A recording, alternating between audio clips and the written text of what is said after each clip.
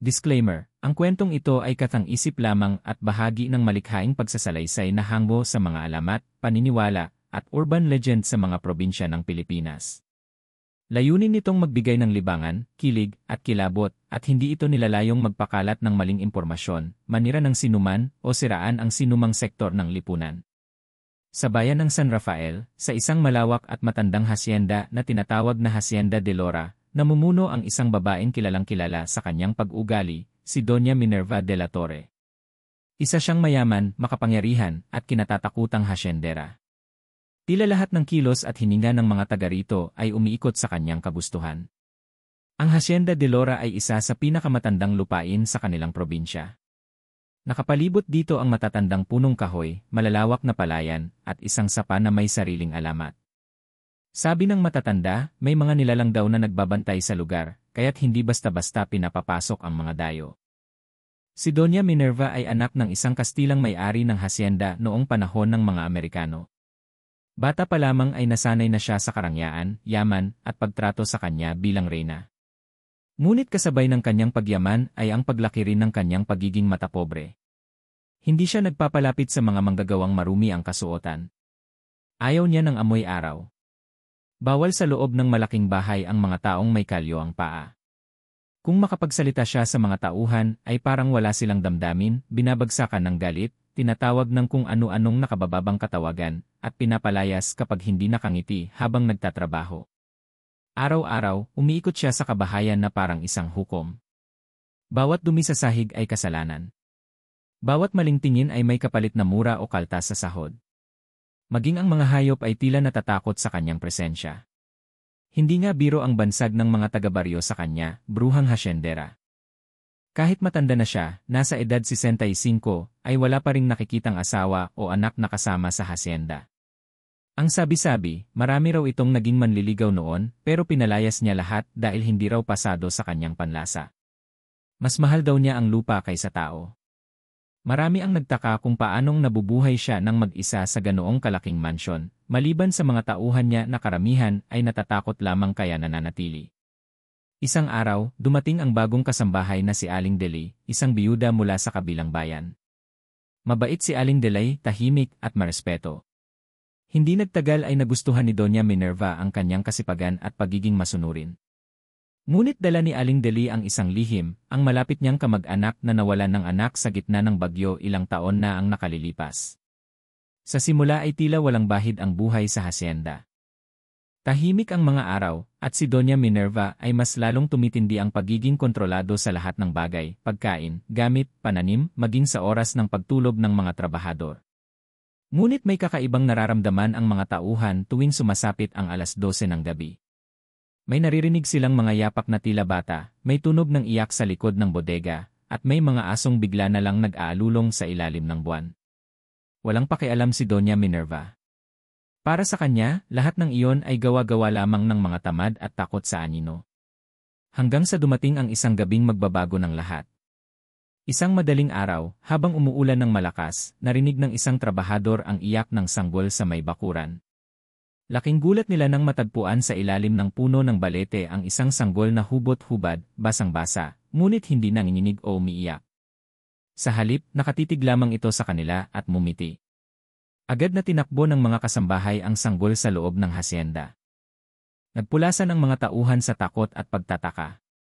Bata ba talaga yan o may ibang pinagmulan? Tanong ng isa. Pagkakita ni Doña Minerva sa sanggol, agad itong napangilabot. Bakit niyo dinalayan dito?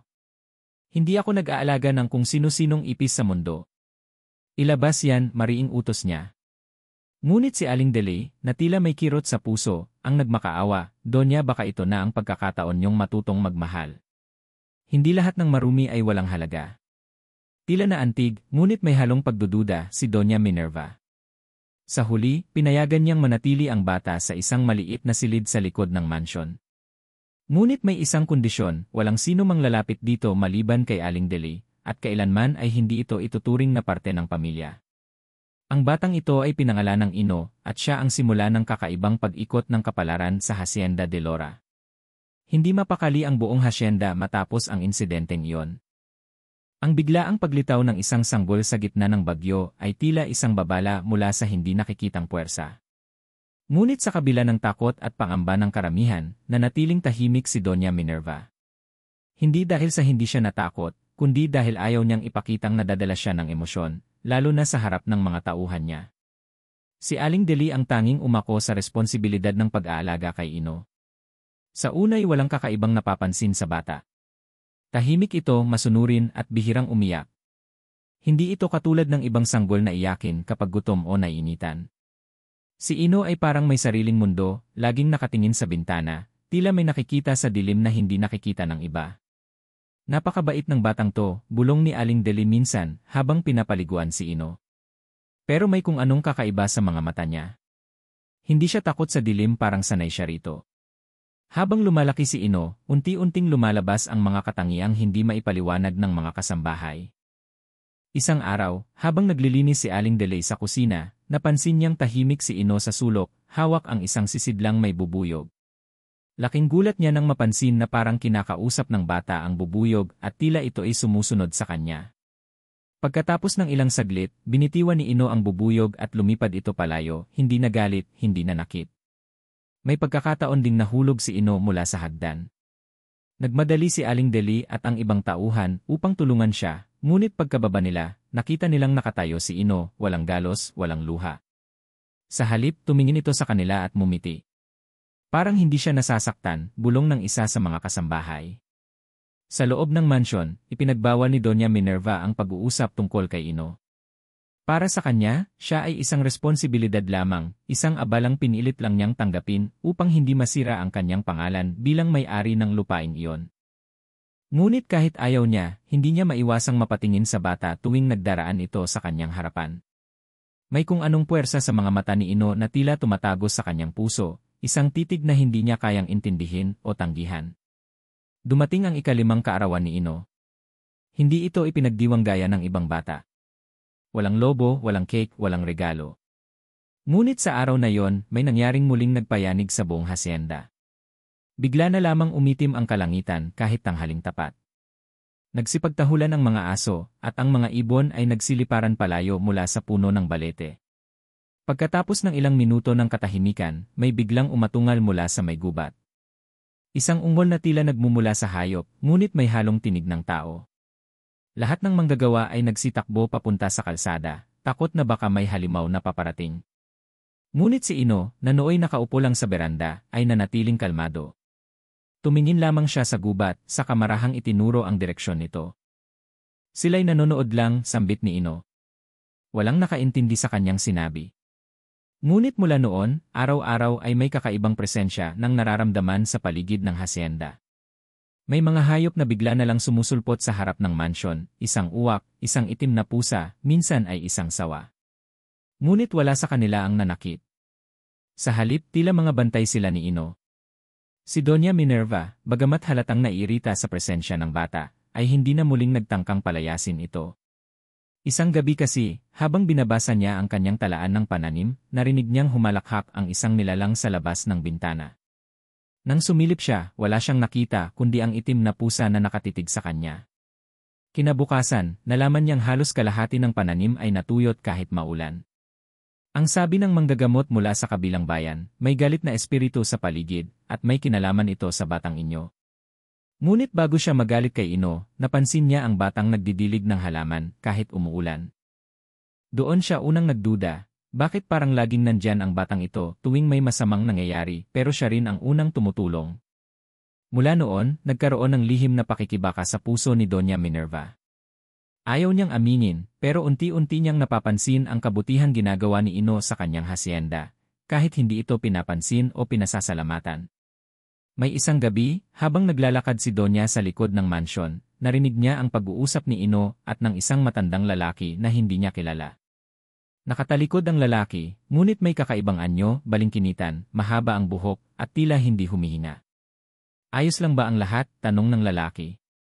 Sagot ni Ino. Ngunit alam kong hindi pa ito ang panahon. Hindi pa siya handang tanggapin ako bilang anak o kahit bilang tao. Tumigil sa paghinga si Doña Minerva. Napagtanto niyang may kausap si Ino na hindi niya kayang ipaliwanag, at mas lalong hindi niya kayang labanan.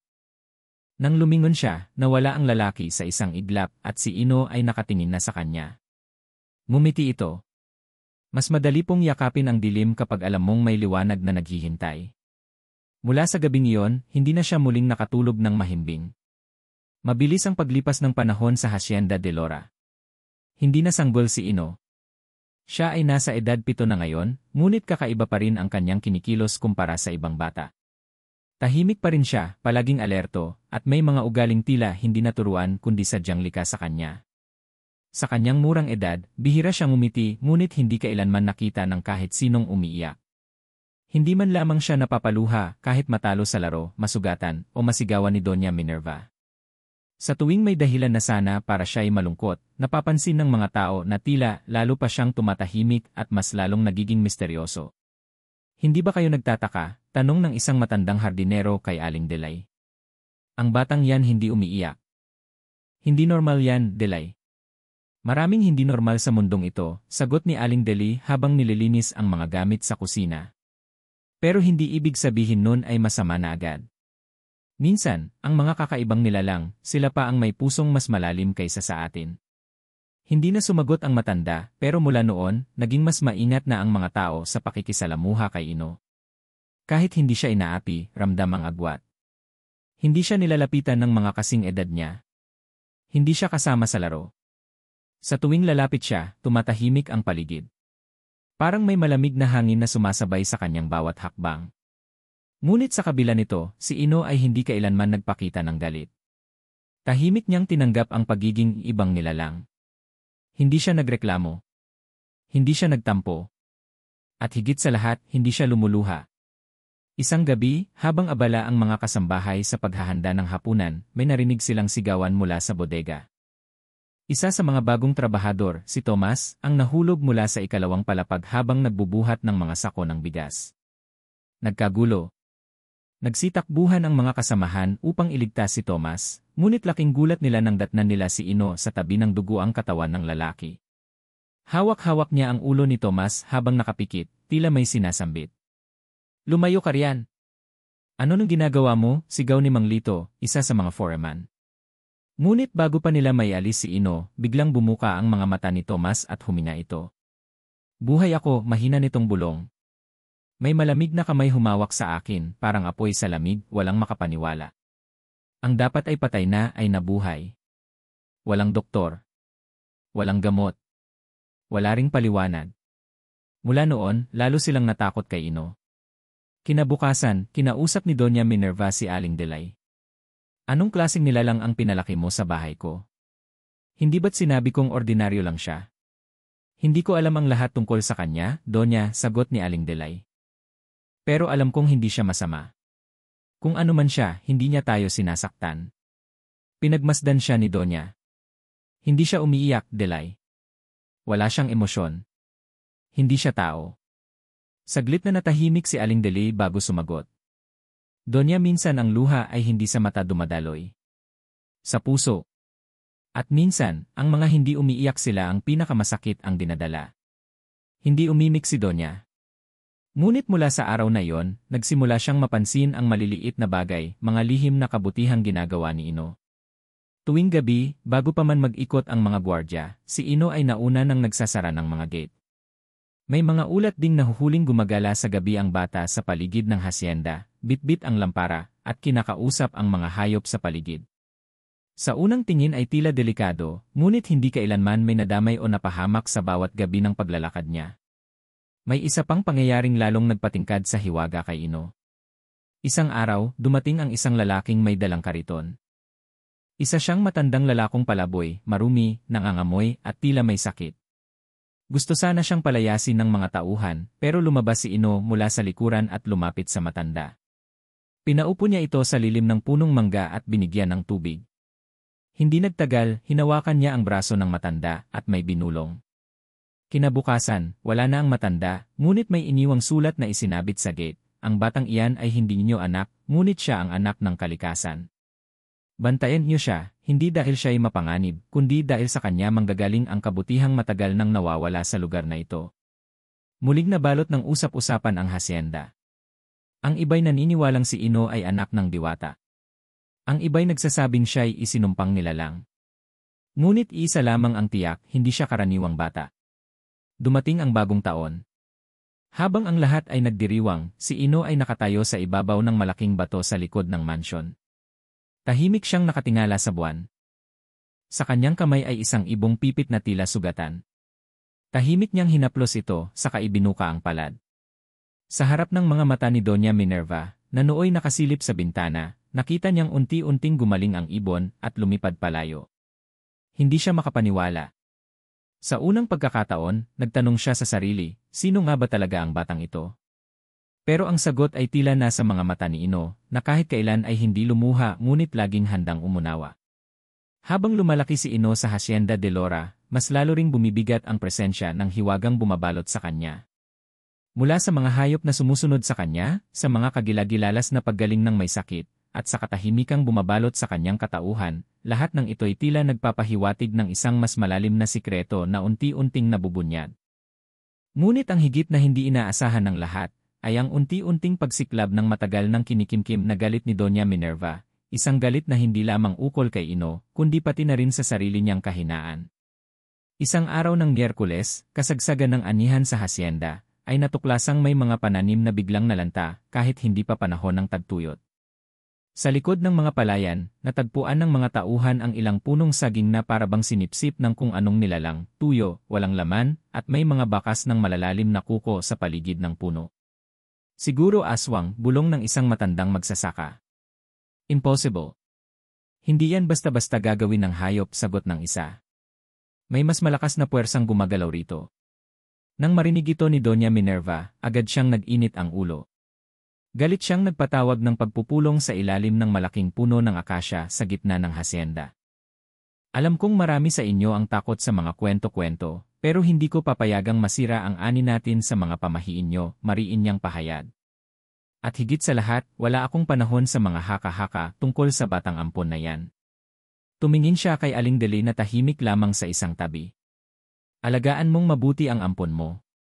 Kung may kinalaman siya sa nangyayaring ito, malalaman at malalaman ko rin. Kinagabihan, habang binabantayan ni Aling Deli si Ino na natutulog, may narinig siyang kaluskos sa labas ng silid. Dahan-dahan siyang lumabas at sinundan ang tunog. Pagdating niya sa may likod bahay, nakita niyang nakatayo si Doña Minerva sa ilalim ng ulan, suot pa rin ang kanyang puting damit. Tila baliw sa galit at may hawak na itak. Donya, sigaw ni Aling Delay. Ano pong ginagawa ninyo? Hindi siya sinagot. Bagkus, pumasok si Donya sa silid ni Ino at hinarap ang natutulog na bata. Sa isang iglap, itinaas niya ang hawak na itak, ngunit bago ito bumaba, biglang may malakas na hangin na dumaan at pinatalsik ang sandata mula sa kanyang kamay. Tumilapon siya sa sahig at napatingin sa paligid, ang mga alagang hayop sa hacienda, mga pusa, ibon, at kahit ang uwak sa puno, ay nagsilapit, lahat ay tila nakatingin sa kanya ng masama. Biglang dumilat si Ino. Walang takot sa kanyang mata, pero may lungkot. Tumingin siya kay Doña Minerva at nagsalita, hindi ko kayo kailanman sinaktan, Donya. Bakit kayo natatakot sa akin? Hindi agad nakasagot si Doña Minerva. Humihingal siya, nanginginig, hindi sa lamig kundi sa matinding kaba na ngayon lang niya naranasan sa buong buhay niya. Dahil hindi ka normal, sagot niya. Dahil hindi kita naiintindihan. At lahat ng hindi ko naiintindihan, tinatanggal ko sa mundo ko. Kinabukasan, ibinalita ni Doña Minerva sa buong hacienda na pinalalayas na si Ino. Hindi ako magpapahamak para sa isang batang hindi ko naman kadugo. Hindi ko siya kailangan dito, matigas niyang sabi. Nagprotesta si Aling Delay. Hindi ito makatarungan, Donya. Ilang beses nang iniligtas ni Ino ang buhay ng mga tao dito. Bakit kailangang siya ang pagbuntungan niyo ng takot ninyo sa sarili ninyong anino? Hindi kita pinapagsalita, Deli, sagot ng Donya. Kung gusto mong sumama sa kanya, lumayas ka rin. Tahimik si Ino. Sa araw ng kanyang pagpapaalis, wala siyang dalang kahit anong gamit. Nakatayo lamang siya sa labas ng gate ng hacienda, nakasuot ng lumang jacket, at dala ang isang itim na garapon na laging nasa ilalim ng kanyang kama. Sa loob nito'y may mga dahon, bato, at isang piraso ng puting buhok, gamit daw niya sa pagdasal tuwing gabi. Lumingon siya kay Doña Minerva sa huling pagkakataon. Hindi ko kayo kinamuhian, Donya. Alam kong hindi ako ang gusto ninyong makasama. Pero sana hindi ninyo isara ang puso ninyo sa mga bagay na hindi ninyo nauunawaan. Pagkatapos noon, lumakad siya paalis. Walang iyak. Walang galit. Walang pamamaalam. Ngunit sa araw ding iyon, biglang dumilim ang kalangitan sa kabila ng tirik na araw. Mula sa kagubatan sa paligid ng hasyenda, may narinig na kakaibang tunog, mga halakhak, mga ungol, at tila daing ng mga hayop. Isa-isang nagsitakbuhan ang mga alagang hayop. Ang mga kalabaw ay hindi mapakali. At sa mismong gabi, isang malaking puno ng mangga sa harapan ng mansyon ay bigla na lang nabuwal kahit walang hangin. Doon na pagtanto ng mga tao, may koneksyon si Ino sa kalikasan. At ang kalikasang iyon ay nasasaktan sa kanyang pagpapalayas. Kinabukasan, tila walang gana ang buong hasyenda. Walang ani. Walang trabaho. At ang Donya, sa unang pagkakataon, ay hindi bumangon sa kanyang kama. Sa kanyang isip ay paulit-ulit ang tanong, bakit hindi ako kayang iyakan ng batang iyon, kahit isang luha man lang? At doon niya naramdaman sa unang pagkakataon ang kirot sa puso. Hindi dahil sa takot, kundi dahil sa pagsisisi. Hindi pa man lumilipas ang ikalawang araw mula nang palayasin si Ino sa Hacienda de Lora, tila nagsimula nang magbago ang ihip ng hangin, literal at espiritual. Ang dating mabangong hangin ng hasyenda ay napalitan ng amoy lupa at tuyong dahon. Ang mga halaman sa hardin ng mansyon ay isa-isang nalalanta. Ang mga alagang hayop ay biglang nagkakasakit at ayaw kumain. Kahit ang pinakamasiglang kabayo ni Doña Minerva ay hindi na mapatayo mula sa pagkakahiga. Ang mga manggagawa sa hasyenda ay nagsimulang magbulong-bulungan. Simula nang umalis si Ino parang may galit sa paligid, wika ng isa. Hindi kaya nagalit ang mga espiritu sa kabubatan, tanong ng isa pa. Hindi ba't sabi ng matatanda, may tagapamagitan raw ang kalikasan sa bawat lugar? Baka si Ino iyon, ngunit pinatahimik silang lahat ni Doña Minerva. Tama na ang kababalaghan.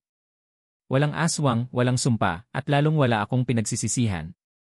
Sa kabila ng kanyang pagsigaw, alam ng lahat, pati na rin niya, na hindi na siya kumbinsido sa sarili niyang salita.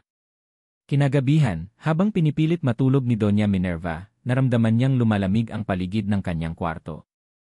Mula sa bintana, tila may malamig na ihip ng hangin na dumaan at tumama sa kanyang batok. Napabalikwas siya ng bangon at agad isinara ang bintana. Ngunit paglingon niya sa kanyang kama, laking gulat niya nang makita ang isang piraso ng puting buhok, kaparehong nakita niya noon kay Ino. Napaatras siya, nanginginig. Ano ito, bulong niya. Biglang nagsimulang tumunog ang kampanilya ng lumang orasan sa salas, kahit wala namang gumagalaw. Sumunod ang alingawngaw ng kalampag sa kusina, tila may nagbagsakan na mga gamit.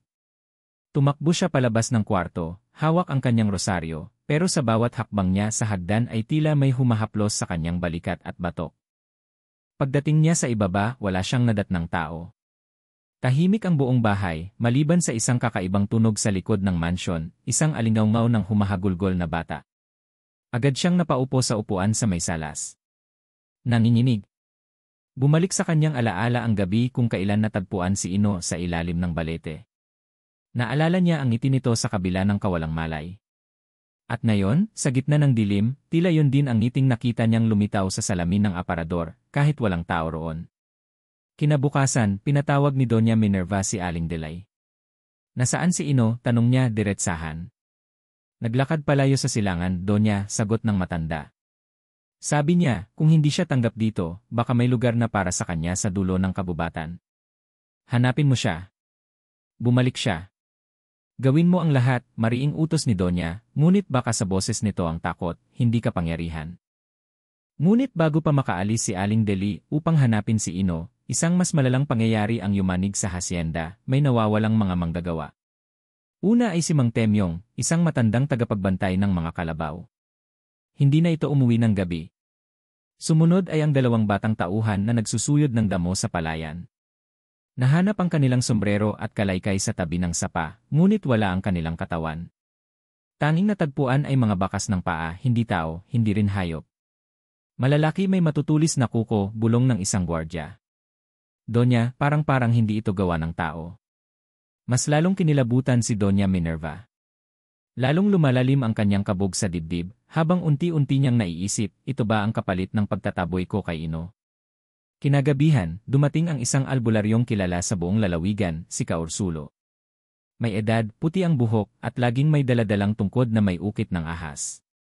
Tumungo siya sa gitna ng hasyenda at nagdasal sa ilalim ng buwan. Tinawag niya ang mga espiritu ng kalikasan at tinanong kung anong klasing enerhiya ang gumagambala sa lugar. Matapos ang mahabang katahimikan, nagtaas siya ng kamay at muling nagsalita. May isa kayong nilalang na tinaboy. Hindi siya masama. Pero tinanggihan siya ng pusong puno ng takot at kapalaluan. At ngayon ang mga nilalang na mas masahol sa kanya ang gumigising sa kabubatan. Anong ibig mong sabihin? Tanong ni Doña Minerva. Hindi ang batang iyon ang dapat mong katakutan, kundi ang mga nilalang na pumalit sa kanyang pwesto. Dahil ang kagubatan ay laging may tagapagbantay. At nang mawala siya, ang trono ay nakuha ng mga nilalang na walang pakundangan, mga halimaw na nabubuhay sa galit, gutom, at kasakiman. Nang gabing iyon, hindi na nakatulog si Donya. Sa bawat iglap ng kanyang mga mata, ay bumabalik ang imahe ni Ino, ang batang hindi umiiyak, hindi nagagalit, at sa kabila ng lahat ng kanyang inabot na pahiya, ay tinanggap pa rin ang lahat ng walang reklamo. At ngayon, siya, ang Donya ng Hacienda de Lora, ay lumuluha sa unang pagkakataon. Hindi dahil sa takot sa mga nilalang, kundi dahil sa napagtanto niyang si Ino lamang pala ang nagbigay ng tunay na katahimikan sa kanyang hasyenda. Ilang araw ang lumipas. Patuloy ang pagkawala ng mga tauhan. Ang mga pananim ay halos wala ng ani. Maging ang mga puno ay tila natutuyo na. Hanggang sa isang gabi, isang babae mula sa kabilang baryo ang lumapit at nagsabing may nakita raw silang batang lalaki na tahimik na naninirahan sa isang maliit na kubo sa gitna ng gubat. Hindi siya nagsasalita pero araw-araw ay may mga hayop na dumadalaw sa kanya, sabi ng babae. Parang hindi siya tao. Pero hindi rin siya halimaw. Kakaiba ang kanyang presensya. Tumayo si Doña Minerva. Sa unang pagkakataon, siya mismo ang nagdesisyong hanapin si Ino. Sa kanyang puso, buwang pa siya, kahit anong mangyari, ibabalik ko siya. Hindi para sa akin, kundi para sa lugar na ito. Madaling araw nang lumabas si Doña Minerva mula sa kanyang mansyon, suot ang puting bestida na ngayoy madungis na sa dami ng gabi ng pagkabalisa. Bitbit ang lampara at isang lumang panyo na may borda ng pangalang Ino, tinahak niya ang landas patungong kagubatan sa silangang bahagi ng Hacienda de Lora. Tahimik ang paligid, pero may mararamdamang kabog sa hangin, hindi basta hangin kundi parang may mga matang nagmamasid sa bawat galaw niya. Ang mga alitaptap ay tila gumagabay sa kanyang daraanan, at ang mga ibon, bagaman hindi umiiyak, ay parang nananahimik na may iniintay. Pagdating niya sa gitna ng kagubatan, doon niya nakita ang isang payak na kubo. Wala itong pader, tanging bubong na yari sa pawid at haliging kawayan. Sa gitna ng mahabang damo at puno ng niyog, naroon si Ino, nakaupo sa isang batong upuan, nakatalikod, at tila tahimik na nagdarasal. Ino, mahina ngunit buo ang boses ni Donya. Unti-unting lumingon ang bata. Ang kanyang mga mata ay hindi nagbago, malamlam, malalim, at tila may kabatiran ng 1,000 lihim. Ngunit ngayon, may kakaiba sa kanyang aura. Hindi na siya batang takot. Hindi na siya tila ligaw na ampon. Siya ay parang isang nilalang na mulat sa kanyang tunay na kalikasan. Bakit po kayo narito, Donya? Tanong ni Ino, walang emosyon sa mukha. Napalunok si Doña Minerva. Gusto kong humingi ng tawad. Sa lahat ng ginawa ko sa hindi kita matanggap sa pagtataboy ko sayo. Hindi sumagot si Ino. Tumingin lamang siya sa paligid, saka tumayo. Lumapit siya sa isang puno ng balete sa likod ng kubo. Inilapat niya ang kanyang palad dito at may biglang lumiwanag sa paligid, isang malamlam na liwanag na tila galing sa loob ng puno. Ano ito? Tanong ng Donya. Donya, hindi ako katulad ng ibang bata. Ako'y isinilang hindi sa sinapupunan ng tao, kundi sa utos ng kalikasan. Ako ay anak ng lupa, ng hangin, ng apoy, at ng ulan. Ako'y nilalang upang maging tagapangalaga ng mga lugar na nasasakupan ng mga pusong tumitibok sa pagitan ng dilim at liwanag. Muling natigilan si Donya. Parang binuhusan siya ng malamig na tubig sa kanyang pandinig. Aswang ka ba? Tumango si Ino, marahan. Ngunit hindi ako tulad ng mga kinatatakutan nyo. Ako'y isinilang upang itama, hindi upang sirain. Ngunit sa mundo ninyo, basta't may taglay na hiwaga, agad tinatanggihan. Basta't hindi naintindihan, tinataboy. Lumapit siya kay Doña Minerva. Kahit kailan, hindi ako umiyak. Dahil sa amin, ang luha ay hindi tinuturo. Hindi namin yan kailangan upang ipakita ang sakit o awa. Ngunit sa bawat araw na hindi mo ako tinanggap, Donya, araw-araw akong sumisigaw sa loob ko. Napaluha si Donya Minerva, sa wakas ay tuluyang napahagulgol. Sa bawat hikbi niya'y tila nababasag ang matigas niyang paniniwala, ang kanyang mapanghusgang puso, ang panlalamig na matagal niyang inakalay lakas. Ino, hindi kita naintindihan. Pero ngayon handa na akong makinig. Handa na akong tanggapin kahit anong anyo mo pa, anak kita, kung papayag ka. Ngunit muling umiling si Ino. Hindi ito tungkol sa kung sino ako sa'yo, kundi kung paano mo makikitang pantay ang bawat nilalang, kahit anong dugo, kulay, o pagkatao. Biglang nagdilim ang paligid. May malalakas na yabag mula sa gubat. Dumadagundong ang lupa. Sa itaas ng mga puno, may mga matang pula na isa-isang lumilitaw. Lumapit si Ino sa Donya at mahigpit siyang tinapik sa balikat. Umalis na kayo, Donya. Ang kagubatan ay nagugutom. Hindi kayo ligtas dito. Ngunit hindi umalis si Donya Minerva. Hindi ko kayang iwan ka. Lumingon si Ino, ngayon ay may liwanag na sa kanyang mga mata. Kung ganon, kailangan niyong makita ang totoo. Sa isang iglap, ang paligid ay nabalot ng anino. Lumitaw ang mga nilalang, mahahaba ang kuko, may mga pakpak ng paniki, balat na kulay uling, at bibig na punong-puno ng matutulis na ngipin. Mga nilalang ng kagubatan na noon pa man ay handa ng lumamon ng sinumang magkasala sa kalikasan. Mga nilalang na pumalit sa akin nang ako'y pinaalis, paliwanag ni Ino. Wala silang puso. Hindi sila natutong magmahal kundi maghiganti. Hinila ni Ino si Donya Minerva sa likod ng puno at inilabas ang kanyang garapon na may puting buhok, bato, at mga dahon. Mula rito'y bumalot ang isang liwanag na tila kalasag. Nang sumugod ang mga nilalang, bigla silang naitaboy, para bang may pader na hindi nila matagos.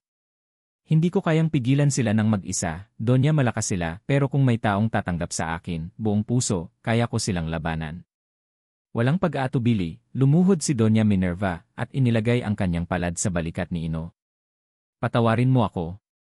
Hindi lang bilang isang ina kundi bilang tao. Sa puntong iyon, lumiwanag ang buong katawan ni Ino. Mula sa kanyang likod ay tumubo ang mga aninong tila pakpak, ngunit yari sa liwanag. Ang kanyang mga matay kumislap ng asul at berde, at ang mga nilalang sa paligid ay isa-isang naglaho sa dilim. Ilang minuto ang lumipas. Tahimik muli ang kagubatan. Ang mga hayop ay nagsibalik. Ang hangin ay naging mabango. At si Ino ay nakatayo sa harap ng Donya, muli tahimik, ngunit ngayon ay may ngiti. Hindi siya kailanman umiyak. Ngunit sa kanyang mga mata, may kumikislap, hindi luha, kundi liwanag ng kapatawaran. Matapos ang tagpong iyon sa gitna ng kagubatan, sa unang pagkakataon ay tila naging isa si Donya Minerva sa mundong matagal na niyang tinanggihan, ang mundong hindi lang gawa sa yaman, kapangyarihan, o pangalan, kundi ng mga nilalang at puwersang higit sa kanyang pagkaintindi. Sa pag-amin ni Ino ng kanyang tunay na katauhan, kasabay naman noon ang pagbagsak ng mga pader ng matigas niyang puso. Tahimik silang bumalik sa Hacienda de Lora. Walang anunsyo, walang salubong. Ngunit sa bawat hakbang nila sa bakuran, tila bumabalik ang sigla ng paligid. Ang mga kalabaw na dati namamaluktot ay muling tumayo. Ang mga puno, sa kabila ng tuyot nitong mga dahon, ay unti-unting nagkabuhay. At sa himpapawid, may mga ibon na nagsimulang lumipad sa ulap, waring sinalubong ang pagbabalik ng isang tagapangalaga. Pagpasok nila sa mansyon, nagulat ang mga kasambahay. Ang ilan ay hindi agad makapaniwala. Si Donya Minerva, na kilalang matapang, matigas, at hindi kailanman nagpapakumbaba, ngayon ay hawak ang kamay ng batang minsang itinaboy. At bakit bumalik ang bata? Tanong ng isa, mahina. Ngunit bago pa makapanghusga, nagsalita si Donya Minerva. Sa unang pagkakataon, buong lambing ang tono ng kanyang tinig. Hindi siya bata. Isa siyang tagapagtanggol. Isa siyang nilalang na mas may puso kaysa sa atin. At simula ngayon, bahagi na siya ng ating pamilya, ng ating hacienda. Kinabukasan, nagpatawag si Donya Minerva ng pagpupulong sa gitna ng plaza ng hacienda. Naroon ang lahat ng manggagawa, kasambahay, at maging ang mga tauhan ng kalapit baryo. Lahat ay nagtataka sa balitang ipinakalat, may bagong tagapangalaga ang Hacienda de Lora. Mula sa mataas na entablado, humarap si Donya. Hindi na siya ang dating marangyang babaeng sanay sa makapangyarihang tono. Sa halip, siya ay nakasuot lamang ng simpleng damit, walang alahas, walang kolorite sa mukha. Huminga siya ng malalim, saka nagsalita, maraming taon akong namuno sa lugar na ito. Akala ko, sapat ang yaman, ang takot, at ang disiplina upang mapanatili ang kaayusan. Ngunit nagkamali ako. Sa aking sariling mga mata, nakita ko kung paanong ang pagkakait ng pagtanggap ay pwedeng maging dahilan ng pagkawasak, hindi lang ng isang nilalang, kundi ng buong komunidad. Lumapit siya kay Ino, na tahimik lamang sa isang tabi. Ang batang ito si Ino ay hindi ordinaryo. May taglay siyang kakaibang lakas. Hindi siya katulad nating lahat. Ngunit sa puso niya, naroroon ang kabutihan na matagal ko nang hindi nakita, kabutihang hindi nadadaan sa salita, kundi sa gawa. Kahit siya'y itinaboy ko, kahit siya'y hindi ko itinuring na anak, hindi siya gumanti. Sa halip, niligtas niya tayo mula sa puwersang di natin kayang labanan. Tahimik ang lahat. Ngunit sa likod ng katahimikan ay ang unti-unting pagtunaw ng kanilang pagdududa. Ino, dagdag ni Donya, mula sa araw na ito, nais kong ikaw ay manatili rito. Hindi bilang ampon. Hindi bilang tagasilbi. Kundi bilang tagapangalaga ng Hacienda de Lora, at bilang aking anak kung papayag ka. Napatingin si Ino sa kanya. Ang kanyang mga matay tila nanlalamig pa rin, ngunit sa gilid nito, may isang bagay na kumikintab, hindi luha, kundi bakas ng pag-unawa. Tumango lamang siya, saka lumapit sa Donya at niyakap ito sa unang pagkakataon. Ang araw na iyon ang simula ng pagbabago. Unang ipinahukay ni Donya Minerva ang dating kanal ng irigasyon upang mas mapabuti ang daloy ng tubig sa mga palayan. Kasama si Ino, pinangunahan niya mismo ang pagpapatubo muli ng mga halamang gulay at prutas sa bakuran ng hasyenda. Hindi lang tayo asa sa kalikasan, ani Donya. Tutulungan natin ito. At sa tulong ni Ino, babalik ang sigla ng lupang ito. Lingid sa kaalaman ng karamihan, sa tuwing sasapit ang gabi, si Ino ay pumupunta pa rin sa kabubatan. Hindi na para magtago, kundi upang makipag-usap sa mga espiritu ng lupa, ang mga nilalang na dati niyang kakampi, at ngayon ay muling nagbabantay mula sa dilim. Ginagawa niya ito hindi dahil sa utos, kundi dahil sa pagmamalasakit.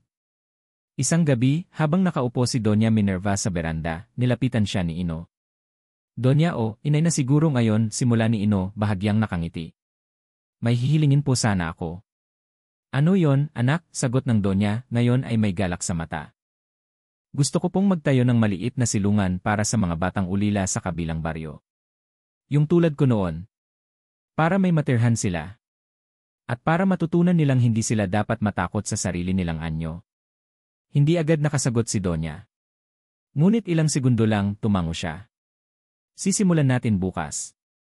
Pero hindi maliit na silungan lang ang itatayo natin. Gagawa tayo ng tahanan para sa mga batang itinakwil ng mundo. Mula noon, naging kakaiba na ang tanawin sa Hacienda de Lora. Sa gitna ng mga palayan ay may maliit na paaralan. Sa ilalim ng punong balete ay may silungan ng mga batang may kakayahan, ilan ay may dilaw na mata, ilan ay may pakpak, ilan ay may kakayanang makipag-usap sa hangin. Ngunit lahat sila, pinapahalagahan, tinatanggap at minamahal. At si Ino. Siya na ngayon ang itinuturing na tagapangalaga ng hasyenda. Hindi bilang nilalang ng gabi, kundi bilang ilaw ng mga isinilang sa dilim. Lumipas ang mga taon at unti-unti nang nakilala ang Hacienda de Lora bilang isang kakaibang lugar sa lalawigan, hindi na lang isang lupain ng mayamang Donya, kundi isang tahanang bukas para sa mga batang may taglay na hiwaga. Doon, ang dating takot ay napalitan ng paggalang. Ang dating mapanghusga ay napalitan ng pag-unawa. At sa sentro ng pagbabagong iyon ay si Ino, ang batang ampon na minsang itinaboy, ngunit ngayoy itinuturing na ilaw ng hasyenda. Ngunit sa likod ng kasalukuyang katahimikan at kaayusan, may mga tanong pa ring gumugulo sa isipan ng ilang matatandang manggagawa. Bakit kaya sa Hacienda de Lora mismo ipinanganak ang napakamisteryosong batang ito? Bakit tila konektado siya hindi lamang sa kalikasan, kundi sa mismong lupain ito? At doon nagsimula ang bagong yugto ng paglalantad, ang lihim sa likod ng hasyenda. Isang umaga, habang kasamang nagtatanim ni Ino ang ilang batang may kakaibang kakayahan, napansin niyang may bahagi ng lupa sa pinakasilangang dulo ng hasyenda na hindi tinutubuan ng anuman. Kahit ilang ulit taniman, laging natutuyo ang mga buto. Lumapit siya roon, inilapat ang kamay at saka napapikit. Sa isang iglap, tila may malalim na boses ang bumulong sa kanyang isipan, dito ka isinilang. Sa ilalim ng punong ito. At dito rin nagmumula ang kadena ng sumpang matagal nang ibinaba sa hasyenda. Napalingon si Ino kay Doña Minerva na noon ay naglalakad palapit. Inay, may hindi po kayo ikinukwento sa akin, hindi ba? Natahimik si Doña Minerva. Ilang segundo siyang hindi makasagot. Pero sa wakas, tumango siya, mabigat ang loob. Ang bahagi ng lupang yan matagal nang isinarado ng pamilya ko. Dahil ayon sa aking lola, iyon daw ang pinaglibingan ng isang matandang manggagamot na minsang ipinakulong dito sa hasyenda. Ang pangalan niya ay Apong Liro. Sinasabing isa siyang aswang o albularyo o pareho. Inakusahan siyang sinumpa ang aming mga ani noon, kaya't itinapon siya roon, sa silangang dulo at hindi na pinansin kailanman. Pero, kung siya'y inilibing dito at dito rin ako nagmula, tumango si Donya, kahit nanginginig ang boses. Ino, hindi kita sinasadyang tanggapin bilang anak. Pero simula nang makita kita roon sa ilalim ng balete, naramdaman kong may koneksyon ka sa lugar na ito. Noon pa man, may pakiramdam akong hindi ka basta uli lang iniwan. May misyon kang dala. Makalipas ang ilang araw, sa tulong ng mga espiritu ng kagubatan at ng albularyong si Kaursulo, na ngayoy palagian ng bumibisita sa hasyenda, sinimulang hukayin ang lupa sa silangang bahagi ng hasyenda. Hindi upang gambalain kundi upang maunawaan. At totoo nga. Sa ilalim ng lupa, natagpuan ang isang lumang kahon na yari sa bato. Nakaselyo ito ng mga ukit na sinaunang baybayin, at sa ibabaw nito ay ang larawang inukit ng isang sanggol na may pakpak at may mata ng asul at berde. Sa kahon ay may lumang kasulatan, ang batang isinilang sa kabubatan ay magiging susi ng paghilom. Hindi siya tao. Hindi rin siya halimaw. Siya ang anak ng sangkatauhan at kalikasan. Sa kanyang pagsilang, magwawakas ang pagkakahiwalay ng dalawang mundo. Napatingin si Ino kay Doña Minerva habang hawak ang kasulatan. Inay, hindi ko na kailangang hanapin pa kung sino ang mga magulang ko. Dahil dito ko natagpuan ang tunay kong layunin. Hindi ako isinumpa, isinugo ako. Naluha si Doña. Hindi dahil sa takot, kundi sa kabuang pag-unawa sa kung ano ang pinagmulan ng batang kanyang tinanggap. Sa mga sumunod na linggo, ipinasara ni Doña Minerva ang mga ilang bahagi ng hasyenda upang maging lugar ng hangganan, isang lugar na hindi basta tinatamnan, kundi pinapanatili. Isang sagradong espasyo kung saan makapamumuhay ang mga nilalang ng kalikasan nang hindi nanganganib. Naging bagong pangalan ng dating silangang bahagi, Sapa ni Apong Liro. Ginawa itong santuwaryo ng mga batang may kakaibang kakayahan. Doon sila tinuturuan ni Ino na gamitin ang kanilang kakayahan para sa kabutihan, hindi para sa takot, kundi para sa paghilom. Sa gitna ng lugar ay may nakatayong malaking puno na tinawag nilang puno ng pagtanggap. Doon ibinaon ang mga lumang paniniwala ng diskriminasyon, takot, at panghuhusga. At isang gabi, sa ilalim ng punong iyon, habang nagkakagulo ang mga alitaptap sa himpapawid, may isang batang babae ang lumapit kay Ino. Kuya, totoo po ba na kahit kakaiba kami pwede kaming mahalin? Ngumiti si Ino. Inilagay niya ang palad sa dibdib ng bata at tumango. Hindi ka kakaiba, bata. Isa kang bahagi ng mundo. Hindi man nila agad makita pero habang may liwanag kang dala, may puwang ka sa kahit anong puso. Epilogo mula noon, naging alamat na si Ino sa buong lalawigan.